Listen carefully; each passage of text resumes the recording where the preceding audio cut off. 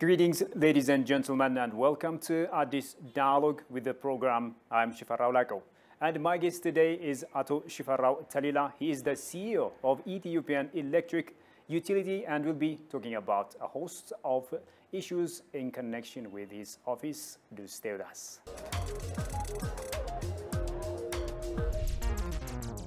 Thank you so much for making the time to talk to us. Thank you. I think we should begin our discussion with your office, Ethiopian Electric Utility. So can you walk us through some of the major activities that it is doing, and when was it established and where is it now? Okay, thank you. Previously, there was one vertically integrated utility in Ethiopia, national, public owned national utilities, that was Ethiopian Electric Power.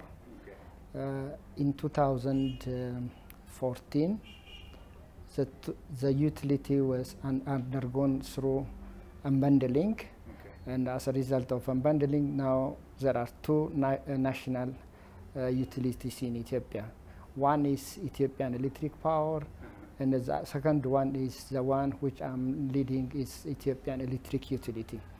Ethiopian Electric Power is mandated for power generation, construction, and grid operation. Right. That means transmission and substation above 132 and above 132 and above 132 kilovolt. Currently in Ethiopia, the voltage standard, our voltage transmission standard are from 500 kVA, 400, 230 and 132. These are the grid high voltage transmission voltage levels. So Ethiopian Electric Power is operating, constructing this high voltage grid and all generation plants in Ethiopia. Ethiopian Electric Utility is mandated for distribution line construction, operation, and sub-transmission voltage, sub-transmission line operation and maintenance of this network. When I say sub-transmission line, we have 66 kilovolt transmission line and 45 kilovolt sub-transmission lines. These are the sub-transmission voltage levels. In addition to this, we own also distribution line networks of about 110,000 kilometers. And through this distribution network, we are just distributing power to households, business, and service centers in Ethiopia. Right. These are the major mandate. The other mandate of Ethiopian Electric Utility is implementation of national electrification in Ethiopia. As you know, in Ethiopia, the electrification access is below 50%. So around 50% of the population is not electrified.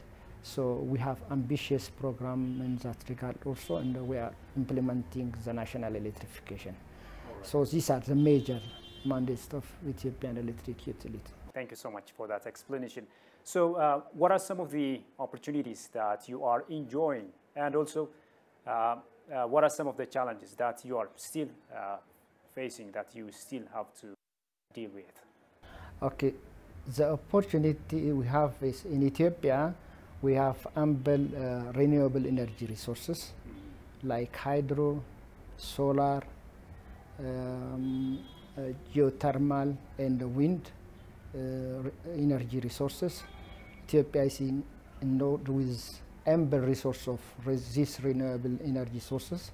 So in this regard, we have very good opportunity to tap this energy and electrify our community and businesses.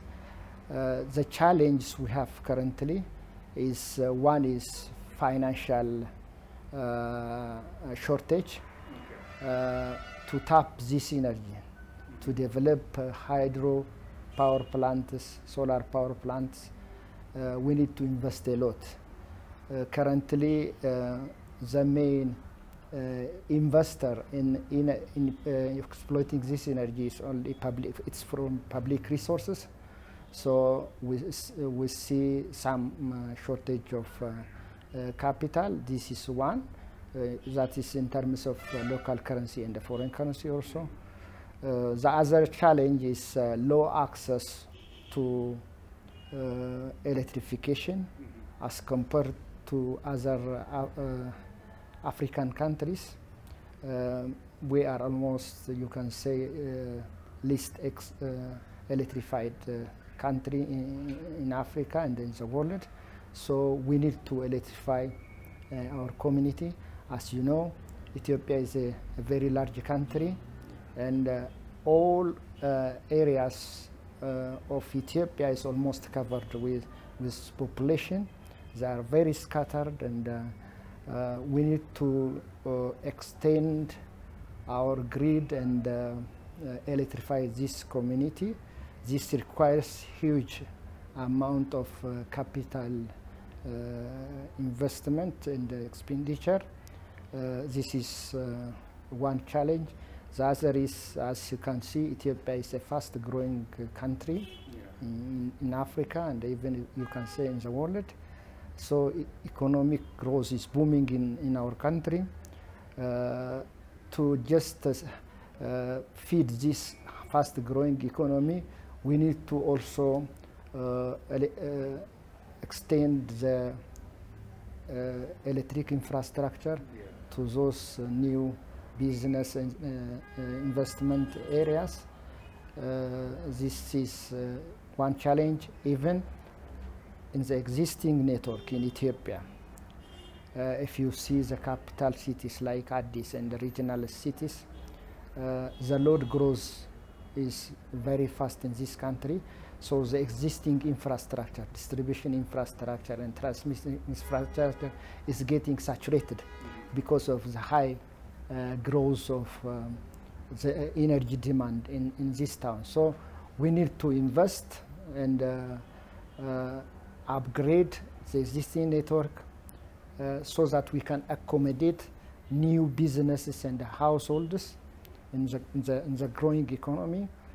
So for that, we need to have a capital expenditure for this, and we have to tackle this problem and move as fast as the economic growth. Of course, the energy growth has to come ahead of the economic growth. Maybe if we want to bring about 1% of GDP growth, you are required to increase your energy growth by 2%. So to keep up with the demand of electricity. These are the challenge, but of course we have to overcome this challenge and change it to opportunity to sustain our economic growth in the country and electrify our population. So can you give us a sense of this overall access to electricity in Ethiopia across the nation? Where are we now? Yeah, the current access rate of Ethiopia is about 49%. 49%. Yeah, 49%. This is a national access rate, and the electrification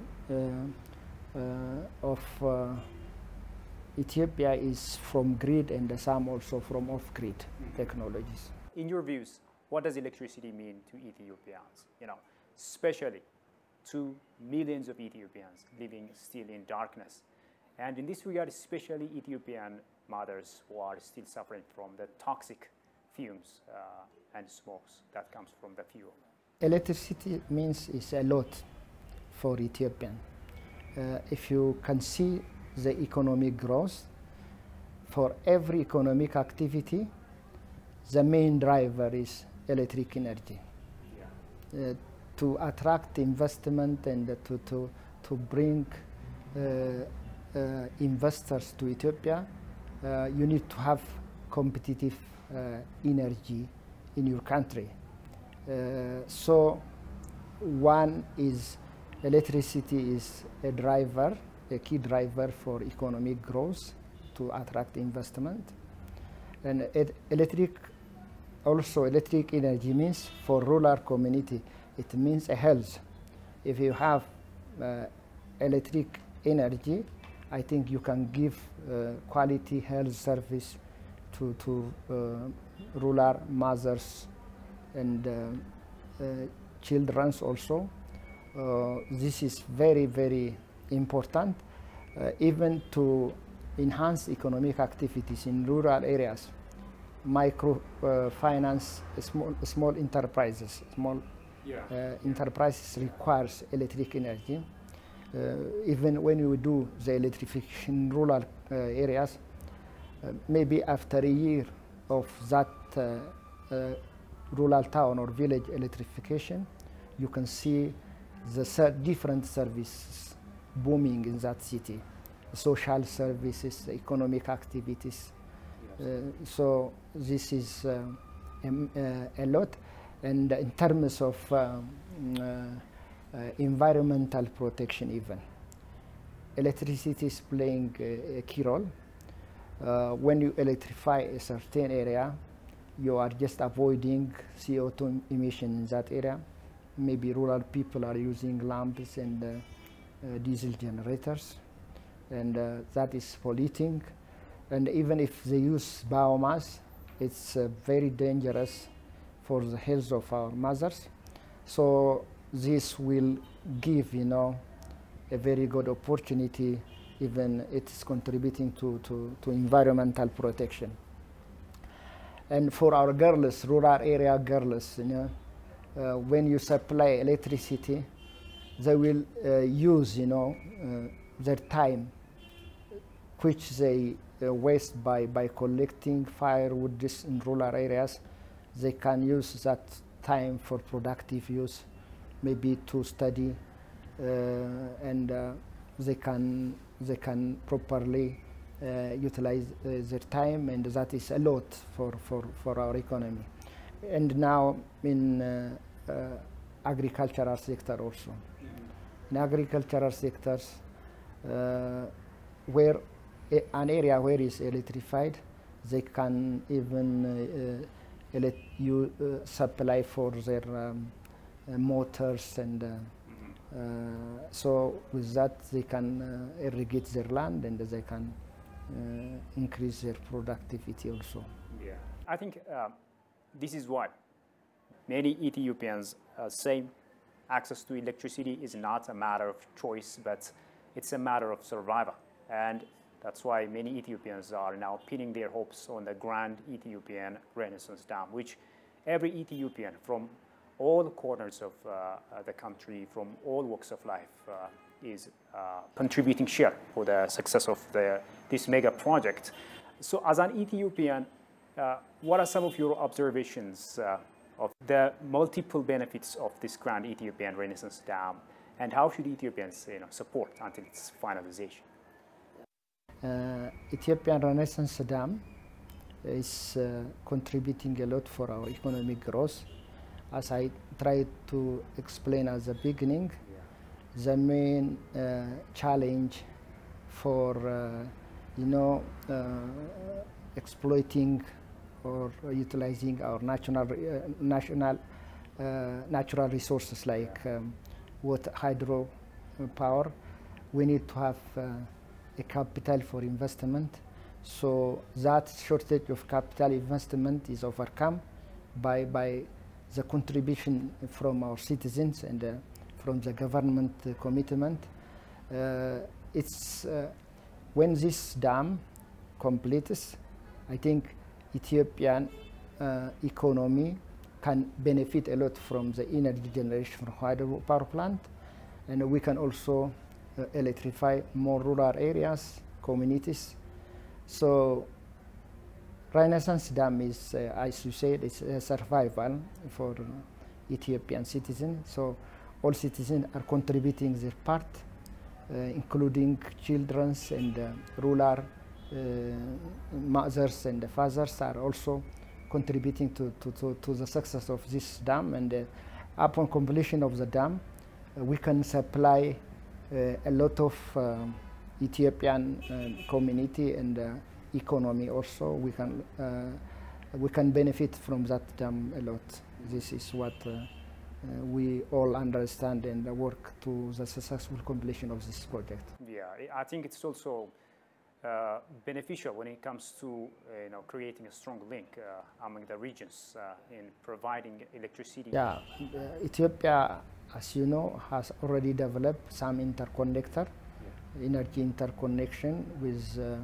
Djibouti, Sudan, and there is also ongoing interconnector project, Ethiopia-Kenya interconnection.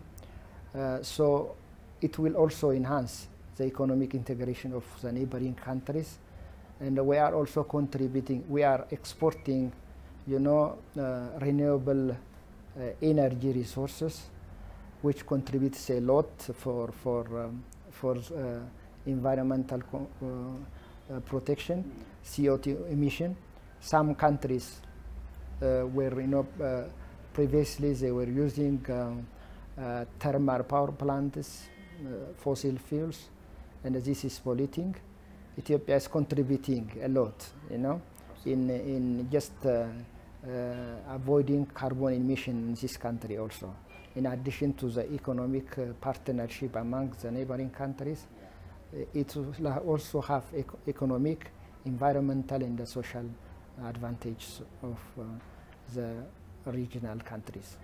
On the other hand, Ethiopians are also preparing this rainy season to plant billions of trees as part of supporting or protecting the GERD from siltation or other issues. And they are also planning to send trees to the neighboring countries. Can you tell me what you feel about this, because you are Ethiopian and you are contributing share one way or another. So what are some of your feelings in this regard? Yeah, that is a very important activity for our utility and as a citizen also. Okay. As a country, as you see, we are dependent on renewable energy resources like hydro. So hydro is weather sensitive. If there is no rain in time of drought, you will not have sufficient power to generate energy, sufficient water to generate power. So to avoid drought, the green legacy is also contributing a lot. Number one, it can avoid soil degradation, and the erosion, minimizing the erosion means the sedimentation in the reservoir will be minimized, and we can use the dam for very longer period of time. It can also have impact on climate change, and we can have a very good rainfall for the dams. This is very important. And the other is we are planting also some of the trees are fruits which can be used as a food for our citizens. Not only environmental protection, it can also contribute to the food security of our citizens. And this is a good example for our neighboring countries also. Ethiopia is playing a key role in this regard, in legacy. And we are also impacting our neighbors by being an example for these people, and we are playing a role model for the neighboring countries, and they can also contribute, because the climate change effort should not be an effort of one country. Exactly. Yeah, it is the world has to play.